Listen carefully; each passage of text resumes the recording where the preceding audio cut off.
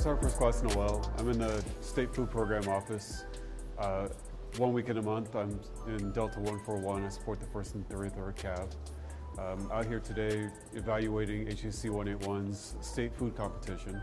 So after this, we select a unit to represent the state for the regional Philip A. Connelly Awards. That's where evaluators from other states come and assess how we do as a operational food service program and select who's going to go on and compete at the national level. Impact is the national awardees get additional funding for equipment, both garrison and field. They get opportunity for scholarships for National Restaurant Association, and additionally get direct training with leaders in the field. You can drop names like Gordon Ramsay. You can say people who lead the civilian part of our MOS. And it's a great opportunity to get focused on what we do in the culinary world in the Army and show off what we can do. All right, so today we're looking at culinary skill sets, food safety, how they set up their field site, and then at the end of the day, how it tasted, how it looked, how it presented.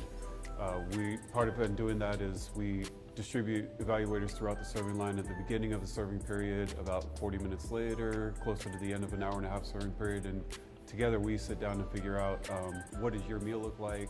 Did I get the same thing you did? Did it taste the same? Was it still hot? How was the customer service? And then at the end of the day, we also pool some of the other customers, the other soldiers that ate, and kind of ask their feedback on how they thought everything went, down to what was offered, how it tasted, and what they'd like to see improved in future menus. So I'm First Sergeant Christian Gabriel. I'm the First Sergeant for HHC 181. I'm also the Operations Sergeant for the battalion.